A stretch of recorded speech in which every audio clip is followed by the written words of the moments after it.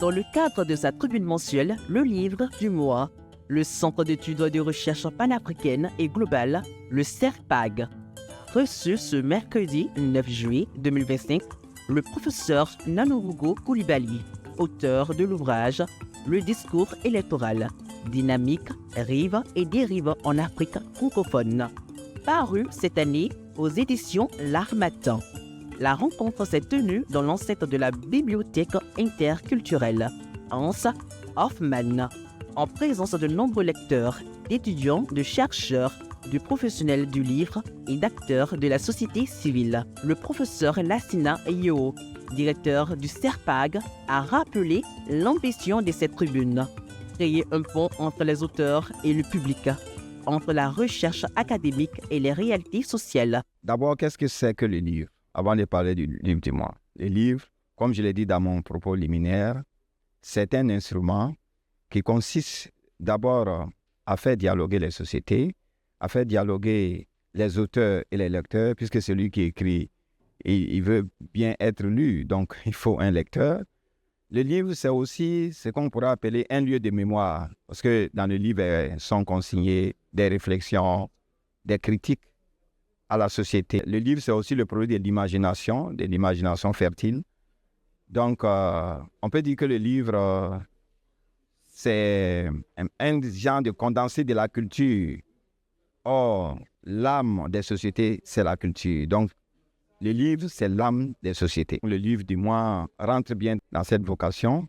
Il a souligné que cette initiative vise à donner la parole aux auteurs sur leur démarche et leurs œuvres, encourager la lecture comme vecteur de citoyenneté et de cohésion sociale, rendre accessibles des contenus intellectuels exigeants et promouvoir une culture littéraire inclusive et démocratique. C'est une tribune, comme je l'ai dit, qui consiste à faire découvrir les auteurs et en même temps, en les faisant découvrir, on instaure un genre de dialogue entre eux, entre donc, les auteurs et les lecteurs.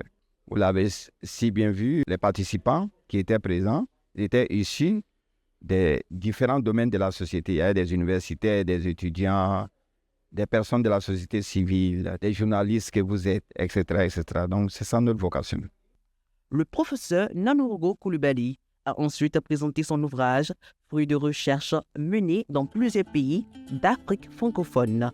Le discours électoral explore les pratiques langagières déployées lors des campagnes présidentielles depuis les années 1990. S'appuyant sur la rhétorique, l'argumentation et les sciences du langage, l'auteur analyse la manière dont les candidats construisent leur positionnement politique, ainsi que les stratégies discursives mobilisées dans un contexte démocratique. Ce qui a motivé la rédaction de cet ouvrage, c'est la volonté de produire du savoir contemporain à partir des réalités africaines. Et donc, une des réalités qui domine l'actualité chez nous, c'est bien la question électorale. Et je me suis donc proposé de produire du savoir à partir des pratiques des candidats aux élections présidentielles.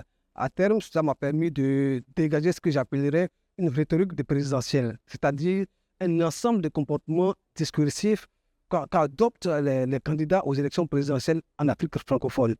Alors, ce travail m'a permis de visiter, de revisiter près d'une trentaine d'élections et de candidats aux élections présidentielles en Afrique francophone de 1990 à 2024. Sur la base de ces éléments, j'ai dégagé des régularités et des constantes qui caractérisent le comportement des candidats aux élections en Afrique francophone.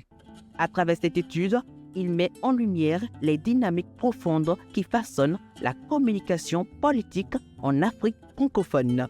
Selon lui, la confrontation est la véritable dynamique du discours électoral. Elle oppose d'un côté la rhétorique de la continuité et de l'autre celle du changement. Le discours électoral était un discours de confrontation, mais que cette confrontation doit rester verbale. Elle doit rester au niveau du discours et non migrer vers des violences physiques. Voilà. Ce qui est intéressant à savoir, c'est que chaque candidat, en fonction de sa situation, il arrive sur l'espace public avec une position qui lui est imposée par le contexte. Et à partir de cette position, il a ses convictions il a ses aspirations, il a son projet qu'il essaie de vendre à partir des discours pour obtenir l'adhésion de l'électorat. Il faut comprendre le discours électoral comme un discours qui est destiné à persuader, à convaincre l'électorat. C'était à la limite un discours commercial qui vend un candidat qui a une ambition pour le pays, sans plus en fait, pour éviter qu'on arrive aux différentes dérives, dont principalement la violence politique. La rencontre s'est clôturée par un échange riche et interactif entre l'auteur et l'assistance, confirmant le rôle essentiel de la littérature.